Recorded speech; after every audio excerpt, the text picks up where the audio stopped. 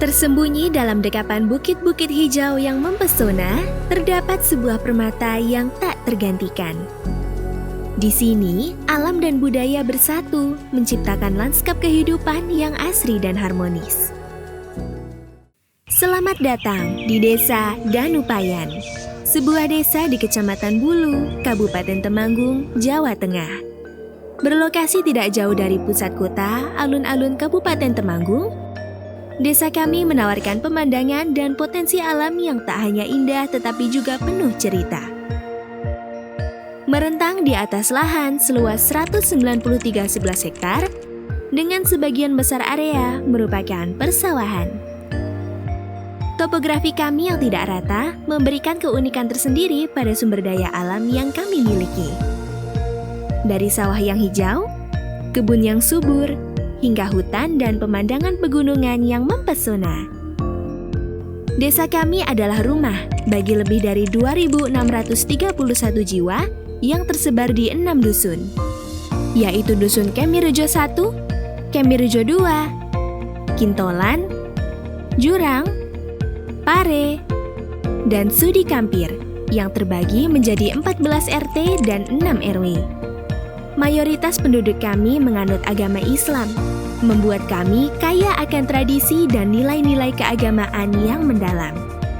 Desa kami dikelilingi oleh Desa Ngimbrang di utara, Desa Pandemulyo di selatan, Desa Kebonsari dan Desa Joho di timur, dan Desa Modoretno di barat. Sebagian besar lahan pertanian kami diisi oleh tanaman seperti cabai, jagung, ketela, dan masih banyak lagi yang menghiasi desa kami.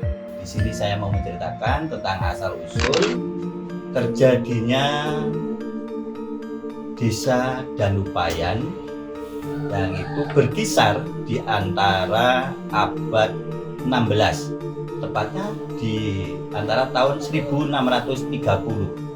Nah, pada saat itu, sebelum adanya nama Pangeran Danupoyo, itu nama kecilnya itu masih bayi, itu namanya Sahwabrat. Itu pangeran alit dari Pangeran Danupoyo. Setelah itu Pangeran Danupoyo tumbuh besar dari pangeran alit, dia turun terus mencari jejak para alim ulama. Terus dia singgah di suatu desa, karena yang dinamakan Joko Lorone Pangeran Danupoyo atau Pangeran Alit setelah tumbuh dewasa, maka disitulah dinamakan Desa Pare. Pare itu adalah pahit, maka disitu terjadilah Desa Pare, itu pahit getire Pangeran Danupoyo. Nah, setelah beberapa lama semakin tumbuh dewasa, juga pengalamannya sudah semakin meningkat, kadigdayannya juga meningkat, dari olah kanuraganya sudah mumpuni, maka para alim, ulama, juga para pembesar-pembesar wilayah kota yang berada di kawasan Temanggung ikut menyengkuyung supaya memboikot atau rebut pangwoso di Mataram lagi. Memang yang namanya Pangeran Danupoyo itu memang prigel ing gawi. Jadi lintang kalintang jayaning perang tidak bisa terkalahkan oleh siapapun. Maka di sana itu menang, tapi pada saat itu memang menjadi suratan takdir apa sih awak Pangeran Danupoyo terbersit di perutnya oleh kerisnya sendiri. Setelah itu dibawalah jenazah dari Pangeran Danupoyo untuk dibawa pulang. Setelah dibawa pulang, sebelum dimakamkan, disetujui mau dimakamkan di mana, maka dari itu diistirahatkan terlebih dahulu di Desa Kampir yang namanya Sudi Kampir. Itu adalah nama dari Pangeran Danupaya diistilahkan namanya dijadikan ampirane jenazah Pangeran Danupaya. Setelah itu musyawarah itu terjadi persetujuan di mana mau dimakamkan, maka itu mau dimakamkan di Desa Negarwone. Itu terletak ada di Setonobudo atau di Desa Garwone yang sekarang sebutan namanya menjadi Dusun Growo. Di balik kemajuan Desa Danupayan, terdapat struktur pemerintahan yang kuat yang terdiri dari kepala desa, sekretaris desa, beberapa kaur dan kasih, serta kepala dusun yang bekerja sama dalam menjalankan roda pemerintahan.